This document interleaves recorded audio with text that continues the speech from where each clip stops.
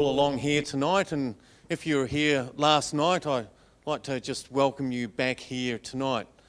If this is your first time, we're just delighted to have you along here tonight.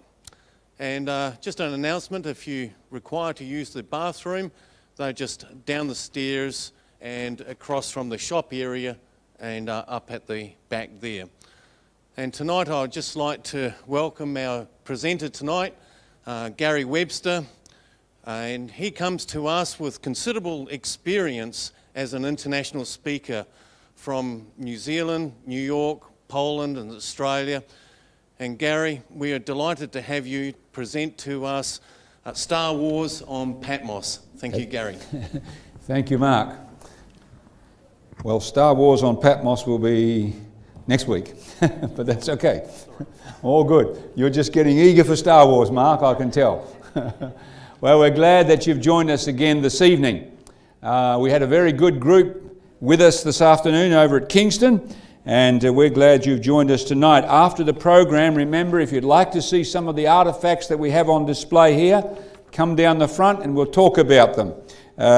We have some interesting seals that archaeologists have discovered here this evening. Also, an interesting tablet that we will actually mention where that comes from this evening in our program. Tonight, if you would like a copy of tonight's program, make sure as you leave you ask for a summary, and the magazine tonight is on the country of Israel. So lots of things in that magazine. Plus, some of you signed up for the Digging Up the Past reading guides.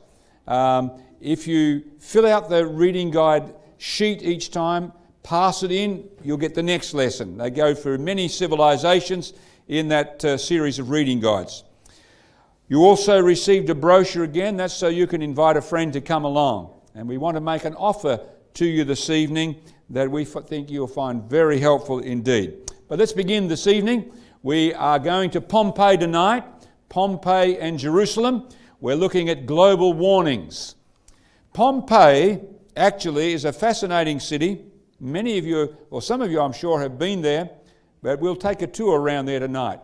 Some years ago now, a submarine was struck by another United States vessel. It went to the bottom of the ocean off the coast of the United States, and divers were sent down to see if they could work out a way to get a few of the men who were left in one of the compartments out of the submarine.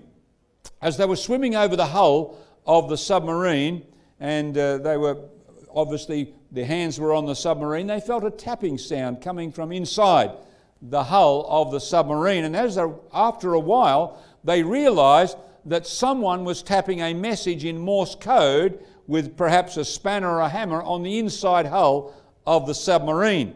And this was the message: is there any hope? Now that's a pretty good question when you're trapped inside a submarine. And I believe, and I know that there are many people asking the same question, tapping as it were on the hull of this world. Is there any hope? And well, we might ask that question, as we saw last evening, with what is transpiring around the world. In fact, Sir Winston Churchill had this to say on one occasion. "I tell you," he said, "I have no hope. I see no hope for the world." Thank you, Sir Winston Churchill. Rather gloomy outlook there, but he was facing what he considered to be real situations for the world. But is there hope? This evening, we're going to answer that question. Is there any hope? We want to begin in Pompeii, a very large city for ancient standards, and you can travel a lot of hours. In fact, you'll need more than a day, really. You only scratch the surface when you visit Pompeii today, looking at what the archaeologists have excavated. They had water to some of the homes in Pompeii, running water.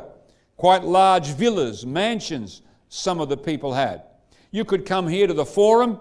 Imagine you start your day, you come here to the forum or the marketplace, and you want to go to the bank and do your trading and so on. You could come here to the wool merchants if you were a woman and buy some wool and so on to make the family's clothes, if you were into that, making them. Otherwise, get someone else to do the job for you. But here we are at the wool merchants.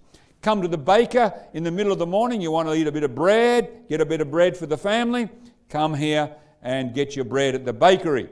You could even sort of have Macca's on demand was here in Pompeii. These little corner stores, fast food shops we could probably call them today, where you could get your food as you went about your activities. In the afternoon, you may want to relax in the theatres to watch your favourite actors perform drama for you, live drama there in the theatre. If you're a more sporty, then you would come here to the sports arena to watch the gladiators kill each other, because that was the entertainment for the Romans at this time.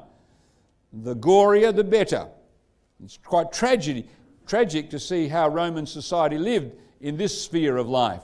But here you could come and watch your favourite gladiators perform. In the evening, you might want to relax in one of the baths. The Romans had it all laid on.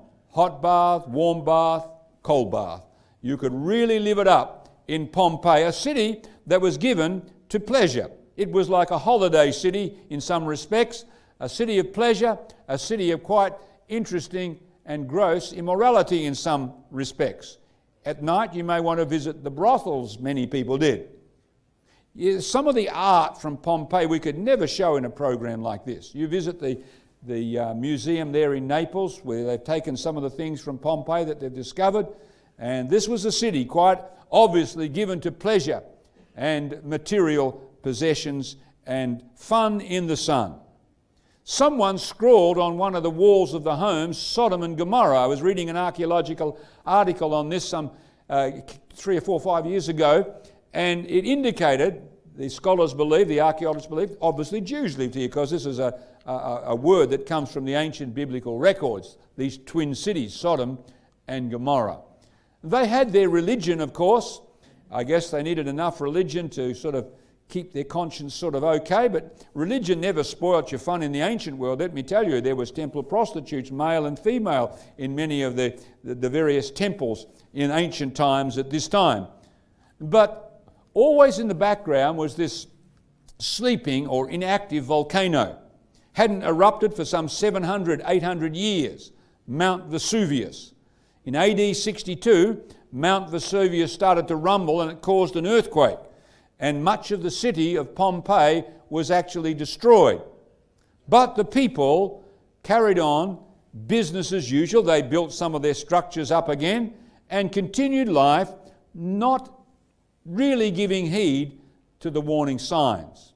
In AD 79, Mount Vesuvius started to rumble yet again, but the people carried on life as usual down their streets and in their activities. Until on August the 24th, AD 79, Mount Vesuvius blew its top and it rained red-hot pumice on the city of Pompeii for 3 days and completely buried this ancient city.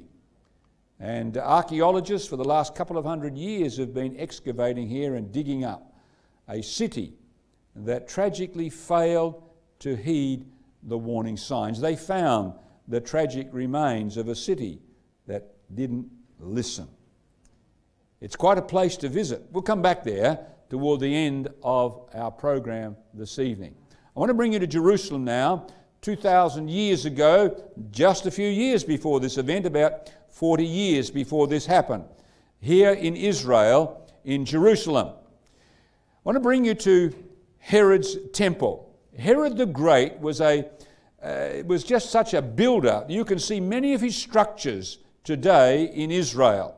He was the one who built this magnificent temple, which was one of the great structures in the world at this time. Herod the Great, you can visit Caesarea. He had this aqueduct built that carried water over 20 kilometers to this city here, Caesarea. Caesarea was named after Caesar Augustus by Herod the Great. This is Herod's palace, or what's left of it. And Herod had also many fortresses. He had a fortress here at Masada, very famous fortress today over the Dead Sea. This one near Bethlehem called the Herodian, and also here at Macarius. This is the fortress where Herod, one of the Herods that followed this Herod the Great, he had John the Baptist, if you've ever heard of him. He was beheaded here at the fortress of Macarius. This is in Jordan today. Why did Herod have so many fortresses? Because Herod had so many enemies.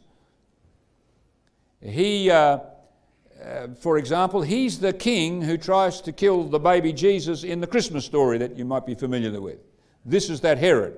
Caesar Augustus said on one occasion, it's better to be Herod's pig than his son, because he killed some of his sons and he killed one of his wives. Herod was this sort of a person. You didn't want to cross Herod, let me tell you. But it was he who had, not this Herod, sorry. Here was John the Baptist was beheaded on this area where Herod's temple had been built. One of his sons beheaded John the Baptist. But it was Herod who built the temple when Jesus the Christ was here. And he did it because he wanted to curry favour with the Jews. He was a half Jew. They never trusted Herod. And so to gain their favour, he rebuilt their temple. Took about 46 years. He was dead by this time, but they continued to build this temple. 2,000 years ago, this is the temple that Jesus the Christ came to. On one occasion, Jesus was with his followers, and they took him on a little tiki tour of the temple. He had been there before himself, but they showed him some of the structures. They said, look at this magnificent place that we have here. I want you to notice what Jesus said. Jesus said to them, do you not see all these things? Assuredly, I say to you, not one stone shall be left here upon another that shall not be thrown down. And now the disciples of Jesus, his followers, were just mind-boggled to think that this magnificent structure could be destroyed, not one stone upon another. So a little while later, they came here to the Mount of Olives. This is the mount that overlooks the city of Jerusalem today. And this is where the temple was in Jesus' times. This was the area where Herod built his temple. So they're sitting up here on the Mount of Olives with Jesus, and they ask him a question. And here is the question. Tell us, when will these things be? When is it going to take place that this magnificent temple will be completely destroyed? When is that going to occur? This was the question. So, right then, Jesus the Christ makes a number of predictions. Predictions concerning the future of Jerusalem, its temple, and the Jewish nation. This is about 31 AD. Notice, first of all, the first of 5 predictions, specific ones. He said this: Jerusalem would be surrounded by an embankment. That's a wall, type of a wall, and it would be destroyed. Here is his prediction. Now, this is actually a few days before this, and he's coming into Jerusalem. Now, as he drew near, he saw the city, and he wept over it, and saying, days will come upon you when your enemies will build an embankment around you, surround you in on, and close you in on every side, and level you and your children within you to the ground. That was his first prediction. And he mentions an embankment. This is just a few days before he sat on the Mount of Olives with his followers. Number 2, the temple would be totally destroyed. We just read it. Not one stone will be left on another. Now, this was quite mind-boggling to the disciples. You can see some of the stones today that make up the Temple Mount on which the temple stood. Herod the Great did this. This is typical Herodian stone with this border here. Whenever archaeologists see this type of a stone, they know this is Herod's stuff, because that was his trademark. Now, these stones were massive. I've been underneath the temple area, where you have the golden dome of the rock. You can actually go underneath if you pay some money. And there are massive stones that go from here to the back of the room and further. One stone. Massive things. Some of these stones were 20 metres long, 2 metres high, 3 metres wide. That's a piece of rock, isn't it? And not that stones that size actually were used to build the actual temple, but you can see there were big stones around the place here on Herod's Temple Mount. Now, number 3, the Jews would fall by the sword was the next prediction. There will be great distress in the land and wrath against this people. They will fall by the sword. Before we go to number 4, Jesus the Christ was going down this road, this traditional road, to the cross, called the Via Dolorosa, when some women who were crying because of the way he was suffering stopped and were crying, and Jesus stopped. Notice what he said to them. A great multitude of the people followed him, and women who also mourned and lamented him. But Jesus, turning to them, said, Daughters of Jerusalem, do not weep for me, but weep for yourselves and for your children. Why? For indeed the days are coming, the time is approaching, in which they will say, Blessed are the barren wombs that never bore, and the breasts which never nursed. He could see what was going to happen to the people of Jerusalem down the track. Number 4, the Jews would be scattered among the nations, he predicted. Notice what he said. They will fall by the sword and will be taken as prisoners to all of the nations. And finally, number 5, the Gentiles, that is the non-Jewish people, they would inhabit the city of Jerusalem. Notice his prediction. And Jerusalem will be trampled by Gentiles until the times of the Gentiles are fulfilled. This phrase, the time of the Gentiles, is used for the times of the end. So it's going to be trampled on by the non-Jewish people till the end of time. Now, were these predictions fulfilled? What have archaeologists discovered that helps us to see that the predictions that Jesus made that are in this book are absolutely correct and accurate and have been fulfilled? Well, let's have a look. In 66 AD, Gessius Florus decided to take, he was the commander of the Roman garrison in Jerusalem, he decided to take a temple tax from the Jewish people. This is 35 years after Jesus had made these predictions, and we know these records were made before this time. So he takes a temple tax, or he tried to. The Jews revolted, nothing doing, they said, and they massacred the Roman garrison. And for the first time for many years, the Jews now had control of Jerusalem. Now, the Romans weren't going to take that sitting down. And so they sent Cestius Gallus to put down this revolt. He came with quite a few soldiers, a lot of soldiers. He actually surrounded the city of Jerusalem. He was moving in to take the city of Jerusalem at this time. But this reminds us of a warning that Jesus actually gave his followers at this time. Notice what he actually said 35 years before. He said, When you shall see Jerusalem surrounded by armies, then know that its desolation, its destruction is near. Then let them which are in Judea flee to the mountains, and let them which are in the midst of it, in the city, let them depart out. And let not them that are in the country regions go into it. Now here's a question. How do you flee a city when it's surrounded? Well, that's almost ridiculous. But that brings us back to the story of Cestius Gallus. He has the Jews, pretty much he's about to take the city, when suddenly, mysteriously, historians don't know why, he withdrew. He just went away. The Jewish soldiers actually chased after them, had a big fight, and defeated Cestius Gallus and his men. And at this time, when the Romans withdrew and the Jewish soldiers chased after them, the Christians in Jerusalem said, this is the time to go. So they fled, and they came here over the Jordan River to a place called Pella.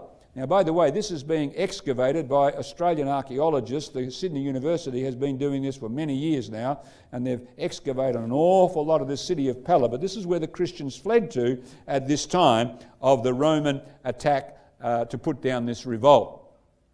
Now, because Cestius Gallus had been defeated, the Romans decided to send one of their best generals now to get rid of this revolt. So they sent Vespasian. Vespasian attacked many towns in Israel and let the people escape, but in one direction only. They could escape to Jerusalem. So soon he had, in fact, over 1 million Jews holed up in the city of Jerusalem. It was crowded because of the way he attacked. He let everybody, and would deal with them properly in one place.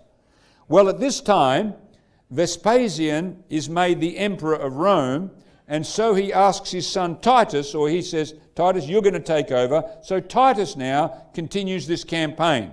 Titus comes to Jerusalem and he besieges the city in 70 AD.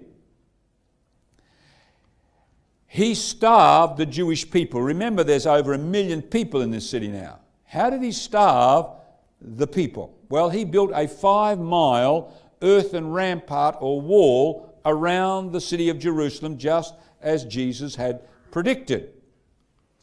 And Josephus, the Jewish historian who changed sides and joined with the Romans, he tells us in his records that over 1 million Jews perished in the siege. You read his account, it's horrific.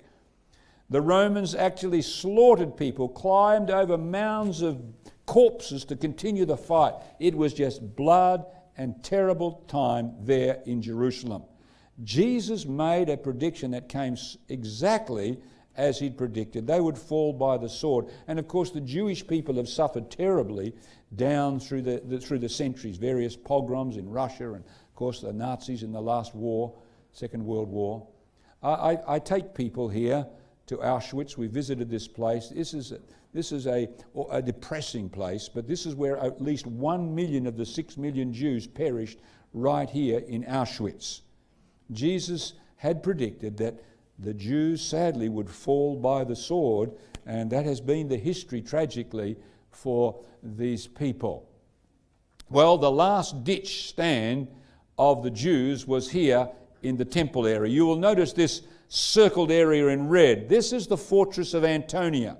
The Romans built this fortress many years before because they knew that if the Jews were going to revolt, this would be the center of their revolt, because this temple was the pride of Jewish nationalism at this time.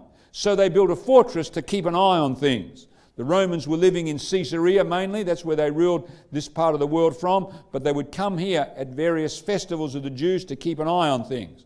And so here is where it took place. When the Romans took the Antonia fortress from the Jews came here into the temple area, and this was their last stand. Titus, the general, said, don't destroy the temple. It's a magnificent building. Don't, whatever you do, wreck this building. But in the fighting that took place, the Jews, of course, were fighting for their life. One of the Romans threw a firebrand in. The whole thing went up in smoke. And when the fires had gone out, the gold and the silver, of course, in that temple, and there was plenty of it, it melted and fell, between the cracks of the rocks. And when the fires were out, the Romans just pried one stone off another to get the gold and the silver that had melted in that temple complex. What a tragic end at this time for the Jewish people. But today you can see what archaeologists have excavated. You see, this was the level some years ago up here. All dirt was up here. By the way, when you go to Jerusalem and you walk the streets of Jerusalem or many cities, you're not walking in the level in the ancient times. That's about 6 meters down because that's how much land or the things have deposited as time gone on. We talked about that last night. The tell grows. So they've excavated down here, and as they excavated, they discovered all this rubble that had been thrown down. This is the Temple Mount. This is the retaining wall. You can see this typical Herodian stone here. They've thrown it down. The Romans throw it all down here. These were the shops where they changed their money and where the people bought their animals to go up on top. There was a bridge here in biblical times. And so it's all, and archaeologists have discovered this just in the last few years, all this rubble from this great fight that took place that Jesus had predicted. And when you visit the Temple Mount today, it's flat. The only structures here today are Islamic structures. They built them after around 700 AD. But they're not one stone upon another. You can see even today, these are just the structures that come from the Muslim people. When you visit Rome, if you visit Rome, you need to go to the Roman Forum, and you'll see there the victory arch of Titus, commemorating this great victory for the Romans, because the Jewish section of their empire was one of the areas where they had more trouble than anywhere else, because the Jewish people always were wanting their independence, naturally.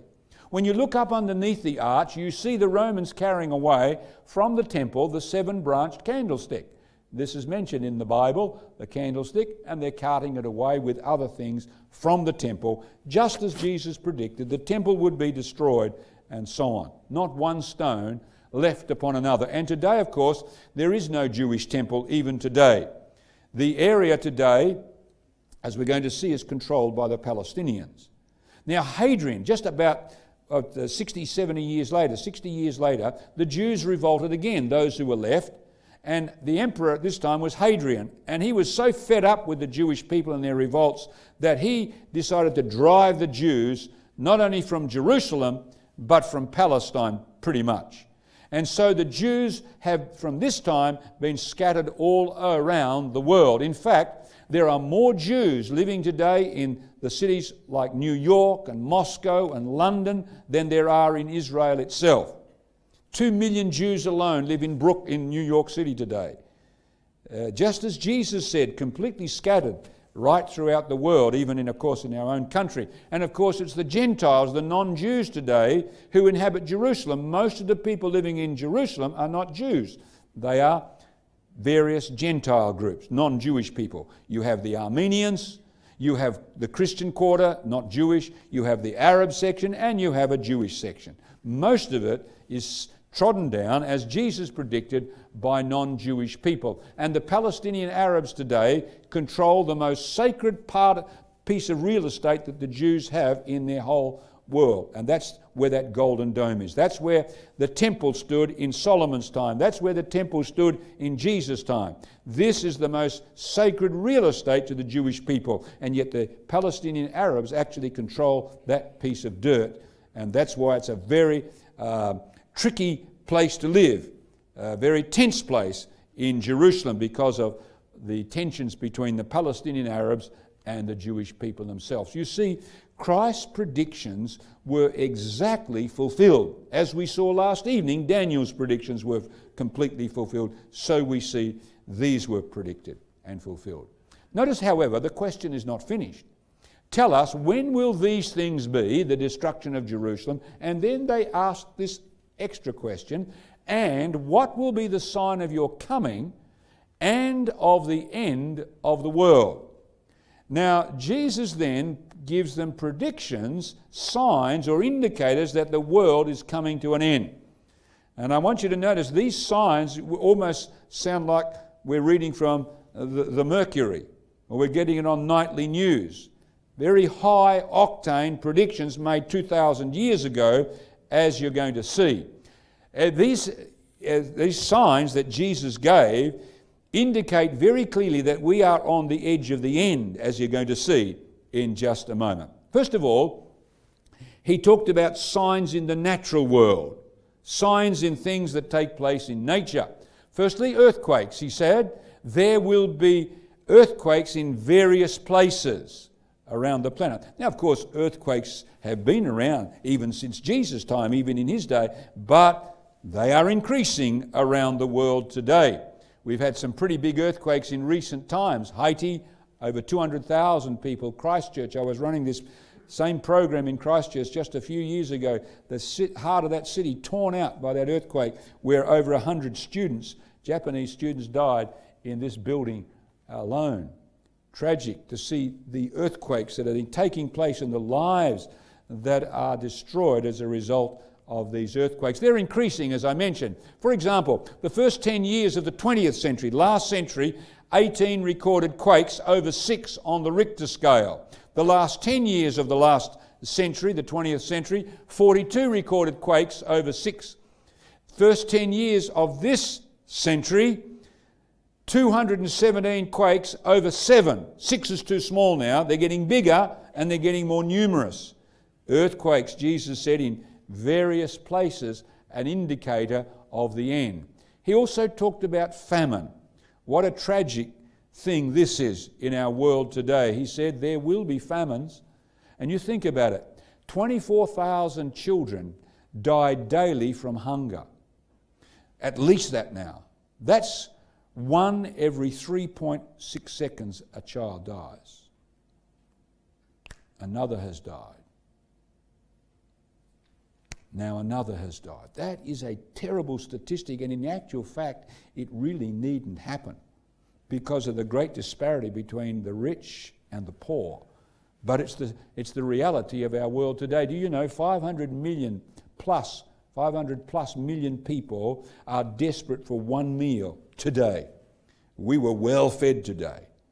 But many people, 500 million, are desperately hungry for a meal. Another 925 million go to bed hungry. They're not going to die, but they're hungry. 925 million people. Jesus was quite correct. He certainly got this right when he said, as we near the end of time, we will see famine. Tsunamis, cyclones and floods were also in his vision. Notice what he said. There will be distress of nations with perplexity, the sea and the waves roaring. Have we not got that image of that Southern Asian tsunami indelibly impressed in our minds as those massive waves just crunched over the shore, and over 200,000, nearly 300,000 people were killed in an instant? We are seeing an increase of these. I was just running these same programs in Papua New Guinea recently, where over 4,000 people were killed some years ago in a tsunami. And of course Japan and so on. These are fearful events. Nations are anxious about such terrifying things, and that's what Jesus also predicted. He said, what did he say? Let's go back. There will be distress of nations with perplexity. It's almost like there's global cardiac arrest when some of these things happen. People are distressed and anxious about some of these things. So signs in the natural world, we do see those today very clearly. He also talked about signs in the political and the military type of arena. Notice what he said. You will hear of wars and you'll hear of rumours of wars toward the end. Did you know that around our planet, for many years now, there have been around 30 wars per year somewhere on this planet? We really get on well together, don't we? 30 wars per year. Do you realise we spend $100 million on war every hour? Every hour on this planet, $100 million. Yet at the same time, or I should say, that's 80 times more spent on war than is needed to provide water and sanitation to the world. Our priorities are quite skewed when you think about it, because most of this stuff that we make, that we spend 100, we never actually use. Glad for that. But we are not helping our people on planet Earth. We have 27,000 nuclear bombs in stock. That's enough to do us all in a few times, isn't it? But that's the reality in our world today. Jesus even indicated international global conflicts would be around the place in the end of time. Nation will rise against nation and kingdom against kingdom. Now, I want you to think about that statement. You go back before the First World War and people said we've now entered an age of peace. We have arrived. We've got the Industrial Revolution. Man now can have an age of peace. And then we had the worst wars we've ever seen on planet Earth that very century, which was supposed to be the century of peace. Yet Jesus had predicted nation will rise against nation. And John, in his Apocalypse, the book of Revelation, says in the end of time the nations were angry. We're actually seeing a little bit of saber rattling right now between the United States and China and Russia and so on, if you've noticed lately.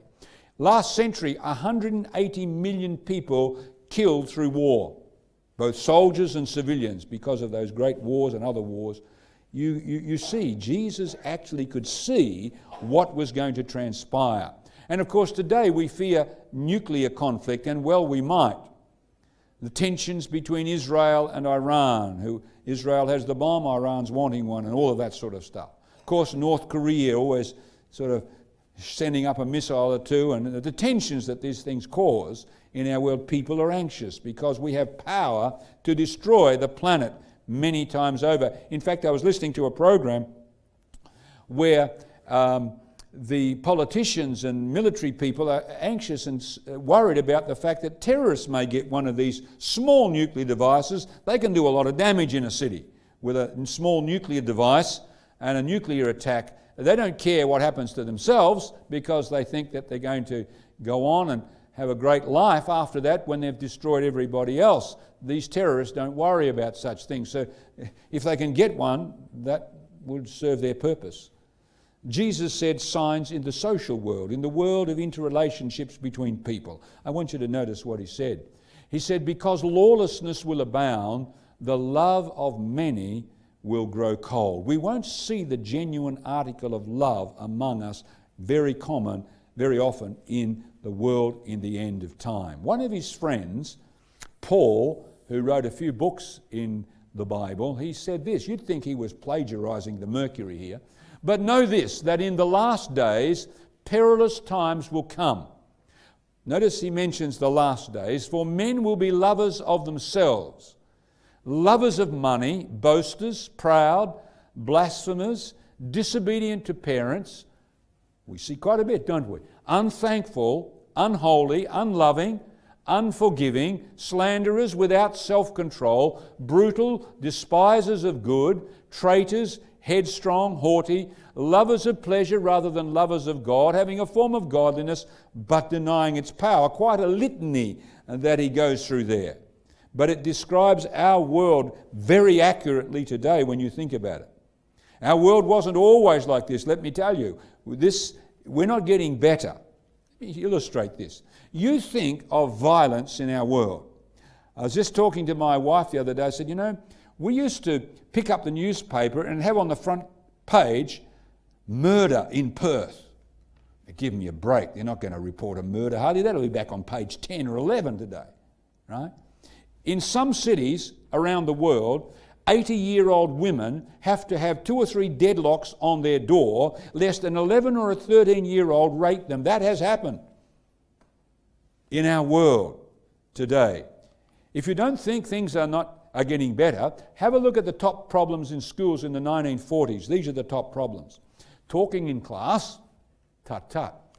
Chewing gum, making a noise in the classrooms, running in the halls of the school, cutting in line, not waiting your turn, not wearing a uniform, and littering, throwing paper in the classroom. Those were the top problems back in the 1940s in the schools. Let's wind on 60 years to the 2000s. Here are the top problems today. Drug use by school kids, alcohol abuse, we see it always toward the end of the year, pregnancy among school kids, suicide tragically, rape, robbery, and assault. That's why some teachers don't want to go to school in some places. I had a friend even living in Albany in Western Australia. He said, man, when we have to go to school sometimes as teachers, it can be quite scary. It can be quite confronting. That's the way the world has moved in just 60 years in our own country, in fact. I don't like to put this statistic up, but it illustrates exactly what Jesus predicted. In Australia today, 1 in 6 boys and 1 in 4 girls will be sexually abused before they reach 18. That's a damning statistic, but it illustrates very clearly what Jesus predicted. That's not love in anybody's estimation, is it? Number 4, the final group of signs Jesus gave was signs in the religious world. He even indicated here, notice what he said, there would be religious cults. He says false Christs and false prophets will rise. We've had our fair share of those over the years from time to time, haven't we? The Jim Jones cult in Ghana, where some 900 people committed suicide in that religious cult's how it ended in suicide. David Koresh is in Waco, where some 70-odd people went up in flames. We've had Jewish messiahs, and we've had people in Africa, groups, cults, where they burnt themselves, and all sorts of things. Jesus predicted these things. He also predicted that as we near the end of time, there would be an increase in secularism in our world. Notice what he said. When the Son of Man comes, when he returns, when the end of the world comes, will he find faith on the earth? In other words, will he see genuine religious belief at the end of time? You think about it. There is widespread disbelief in the Bible today. Most people think it's a bunch of fairy tales. Many people don't give a cracker for it. Yet 200 years ago, this country, many people believed in the Bible, and many places down through the centuries, in Europe even. But today, it's not the case. as we know. In fact, Peter, one of his followers, even singled out a disbelief in creation by God. Now, I'm not arguing here for creation and evolution. I'm just saying 2,000 years ago, somebody made a prediction that this is where the world will be at. Now, you think about this prediction. Let's put it up. Here it is. Knowing this, Peter writes, this first, that in the last days, in the end of time, they willfully forget that by the word of God the heavens were of old, and the earth standing out of water and in the water. That's how the biblical account of creation goes. Now, the point is this. Up until the last 200 years, most people in the world, across the world, no matter what culture you came from, believed in some form of a creator God. Even our own people from Europe, North America, Australia believed in a creator God, but today that is certainly not the case. Certainly not the case today. And I'm just pointing out, somebody got it right. That's the point. Somebody made a prediction that this is what would be as we near the end of time, and that's exactly what we find today. Yet it wasn't that way 200 years ago. And of course today, Darwinian evolution illustrates that point nicely for us that Peter predicted, a disbelief in a creator God. Not arguing for it or against it, just pointing out the prediction. So we have these global warnings that Jesus gave. He got it right for Jerusalem big time, and archaeologists have brought to life many things that show he got that right. Global warnings in the end time. The natural world, the political world, the social world, and the religious world. We are clearly living on the knife edge of the end of this world. So what does it all mean? What does it all mean? As Jesus summed it up, he said these words, "When you see all these things, know that it is near, even at the doors." So what is near? Well, of course, what he was talking about. Tell us, when will these things be? And what will be the sign of your coming and of the end of the world? That's what he was talking about. When you see all these things, know that the end is surely near. I want us to think back now to last night's program of that great big image of various metals, you'll remember. You remember there we saw that Babylon was represented by the head of gold 2,500 years ago, and that's exactly what happened. They would be followed by the chest and arms of silver, Medo-Persia, and it was the Medo-Persians who toppled the Babylonians. Yet Daniel was predicting all this. Then, of course, the belly and the thighs of brass represented Greece, who toppled the Medo-Persians. And if you've all studied your ancient history, that's exactly how it goes. The Greeks were defeated by the Romans, the legs of iron, and then Rome was divided. And that's where we finished last night, in the feet, you remember. And then came that stone, which we didn't examine. The stone, what is it? Notice what Daniel goes on to say. In the days of these kings, that's the divided nations of Western Europe. In the days of these kings, the God of heaven will set up a kingdom, which shall never be destroyed. And the kingdom shall not be left to other people. It won't pass to someone else. It says, it shall break in pieces and consume all these kingdoms, and it shall stand forever. The days of these kings, the feet 9 of clay, divided, that's our time. There's not much left after the soles of your feet in this great prophecy of Daniel. So the stone, what does it represent? It represents the return of Jesus the Christ and the end of the world. That's what takes place when he returns. The last empire, in other words, he sets up the final empire, and that's what Daniel was pointing to. Let's come to the island of Patmos for a moment. John on the island of Patmos actually said the same thing. He's on the island in the Aegean Sea, and he says these words, and he's quoting from Daniel's prophecy. The kingdoms of this world have become the kingdoms of our Lord and of his Christ, and he shall reign forever and ever. It's an eternal kingdom, the last empire. But in the book of Revelation, the last book that you find in the Bible, the biblical records, you get a window on what the last empire will be like. What will it be like, this last empire? I want you to notice what John says. We often hear these words at a funeral. God will wipe away every tear from their eyes. There shall be no more death, nor sorrow, nor crying. There shall be no more pain, for the former things are passed away. Then he who sat on the throne said, Behold, I make all things new. Think of it for a moment. Here is an empire that has no tears. I was in a hotel room staying in the city of Sydney on one occasion, and it was the middle of the night, and I was trying to sleep, but there was a woman in the next room crying her heart out. And you could hear what was going on through the walls. Her husband had been unfaithful and she was pleading with him, sobbing her heart out. My friends, tonight we have too many tears in this world. Broken hearts, broken lives, but there's coming a day when there'll be no tears. What a day. The world needs that. No pain. I have a friend.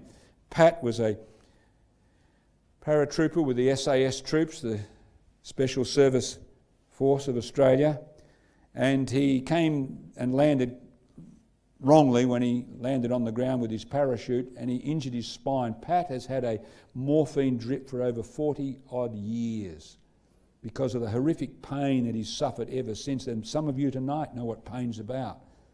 There's coming a day when there'll be no more pain. These things will end. No more sorrow. I don't know if you've seen that haunting picture, that couple of pictures that were taken by photographers, one in the Vietnam War. Where's this poor little girl, Vietnamese girl, she's running down the road, but her back is all in shreds from a napalm bomb, and she's sort of on fire still. An horrific picture. And then you see that one in Africa where there's that vulture. He's standing right beside that little child's skin and bones. He's just waiting. And the photographer captured it. I tell you, our world needs a new start. No more sorrow. And of course, Jesus predicted. He's the one who gave John the apocalypse, no more death. Haven't we stood over too many open graves of too many loved ones and said too many goodbyes to too many good people? I don't know about you, but I know the last words I spoke to my mum were over the telephone when I was in the States and she was in Perth. My dad, same thing. There's got to be a new world, and in fact the Bible predicts it. No more death. I'm glad Daniel signed up this way when he talked about this last empire. He said, the great God has shown the king what shall come to pass, as he's talking to Nebuchadnezzar. What will come pass in the future? The dream is certain. It's not a guesswork thing, he said. The dream is certain and the interpretation is sure. You can bet your bottom dollar this is going to take place, he's saying to the king. And when you think about it, all of this happened we saw last evening. Every one of those pieces has taken place. Right on down to how they would intermarry we saw last evening. The last empire will surely come and we'll have a new world. It will take place, and soon. So what should be our reaction tonight? Should we bite our fingernails when we see these indicators that the end is about to take place? Should we sort of have cardiac arrest, so to speak? No. Notice how Jesus signed off when he finished with his followers there on the Mount of Olives. Now, when these things begin to take place, stand up, lift up your heads, because your deliverance is approaching. In other words, the last empire will begin. That empire with no tears, no pain, no sorrow, no death, it's about to appear. That's what these predictions are telling us from Daniel and from now Jesus 2,000 years ago. Well, there it was, AD 79, the 24th of August, Pompeii rises to a new day of life. I want you to imagine what took place there in Pompeii on that occasion. You can imagine people get up, go to the bathroom, wash their face, and then they come down the streets of Pompeii to do their thing. Some of them came to do business as usual in the marketplace. Others came to the sports arenas to do business as usual in the games. And no doubt some of them came to the fortune tellers, the psychics of their day, to find out what the dust patterns in the bowls meant. They couldn't even see 2 hours ahead. And then it happened. Mount Vesuvius blew its top and the red hot pumice began to fall on the city. You can imagine in your mind's eye as people tried to leave the city. Some of them came to leave the city through the gate here, but they left it too late. And in the panic that took place here in Pompeii on that day, they left it too late and they found the bodies at the gate of Pompeii. What was left of the bodies. Some of the people came here to get the bread from the baker. The baker was sure working there because they found the bread 2,000 years later. But the people who came to buy it and the people who made it, they perished in Pompeii. They didn't listen to the warning signs. You can imagine what happened here at the temple. Priests come back to get their special objects of religion, their stone idols and so on, but they left it too late. And they perished in Pompeii with everybody else who left it too late. Pansus, the house of Pansus, one of the great villas here. You can imagine this guy come running back for his objects of art. But he left it too late.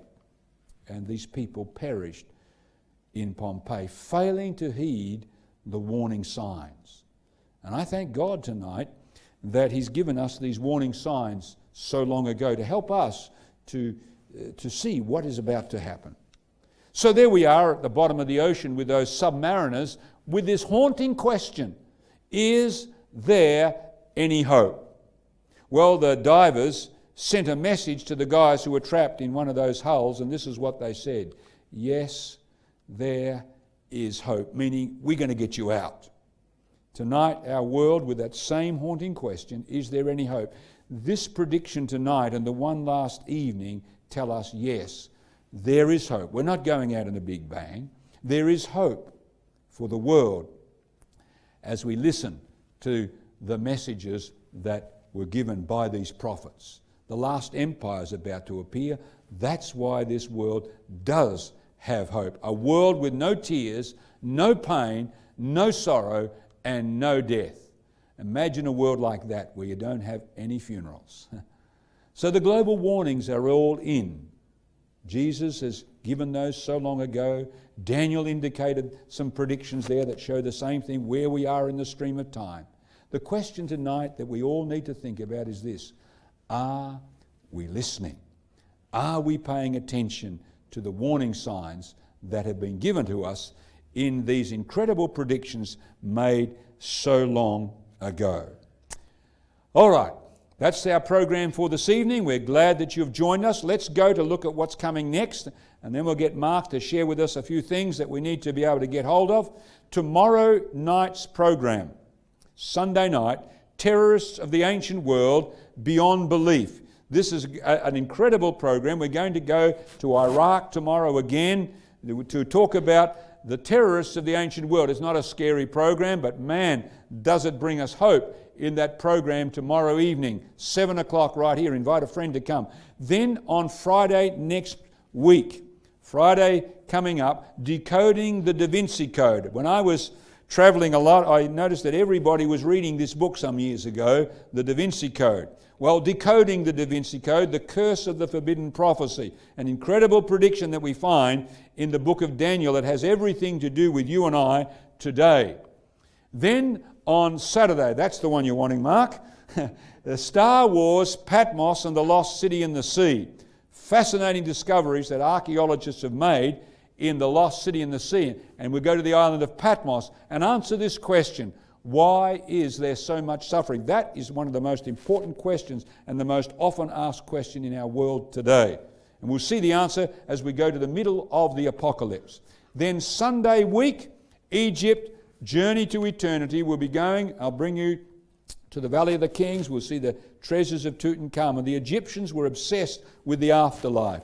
This is a great program. We'll go again to the book of Revelation that evening. All right, so Mark, tell us how we can get our materials. And one more thing before you speak. Those of you who would like the Digging Up the Past reading guides, beautifully four-colour illustrated lessons. We can't give them to everybody, but if you want to have them and you want to go through them, there's about 12 in the set, then you just need to go downstairs and ask, please, I'd like the Digging Up the Past. They will give you lesson number 1. Then also with it is a reading guide. You fill it out over the next few days, however long you take. Will you bring the reading guide, the lesson back? They will mark it for you and give you the next lesson. Okay, that's how those proceed. We don't have enough for everybody. If there is, everybody wants it, we'll get more as well. Thanks, Mark. Thank you.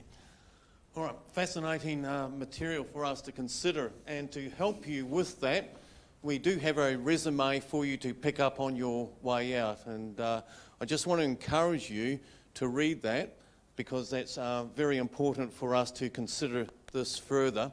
And also, in case you miss what the upcoming programs are, we will give you a printout of that as well. And like last night, there is also a magazine available for you to pick up on Israel. Now, for those who are first-timers here tonight, and you missed out on the magazine last night, we also have a copy of that for you as well on Mesopotamia.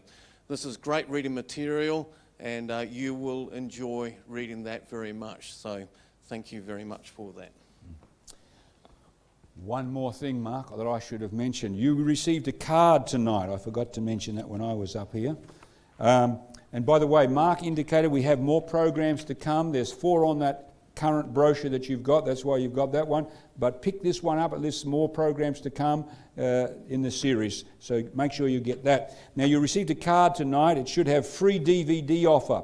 You notice we went through the Daniel's prophecy. We have an incredible video that was made on this whole subject. If you'd like a copy of that, if you would just fill out the card, I would like to receive a copy of the Kingdom Come DVD, The Last Empire, and all the other empires before it. But it's a beautiful presentation, beautiful graphics and so on. Takes us through the history. If you'd like a copy of that, a free copy, put your name on that, and we will know how many to order, because probably we just have to order those. So if you want a copy, and if you don't happen to be here, we'll drop it off for you. So free DVD, put your name on the card, and we will pick those up, I think, now if we could. So fill out that card if you could. All got a card? You should have got one. If you want a copy, fill it out now. Just put your name on there. That indicates you want, or your phone and email address, and we can get that to you. Now, the pens are boomerang pens. I forgot to mention that last night. Genuine Australian boomerang pens made in China, probably. But it means they come back to us so we can give them to you another night. So as you fill out the card, put the pen and the card in the baskets, and then we'll have them for you another time. And when we've done that tonight, if you'd like to see some of these archaeological artifacts, you will enjoy them tonight while they're taking up that expense collection. In the ancient times, when people made, say for example, a will, or they purchased some property, they would write out the title deed, sign their name to it, roll the thing up like so. Let's roll it up. Nice rolled thing. Paper doesn't work like it used to, does it? Okay, there we go. So they would roll this thing up. They would tie some string around it, maybe 2 or 3 pieces of string. They would get some clay, push it over the string. Then they would get their ring, which was not just a ring for show, it was their seal, like their signature, and they would stamp it into the clay, the wet clay. Now, if the house got burnt down, what would be left of this document? Just the baked clay. Now, the baked clay, archaeologists call a bullae. We have a number of bullae up the front here tonight. It's amazing whose bullae have been discovered. Just last year, they discovered this one here. It belongs to Isaiah the prophet. Isaiah, who wrote the 2 scrolls in the Dead Sea Scroll collection, were written by this man. This is an enlargement of it. You'll see the original size up the front here.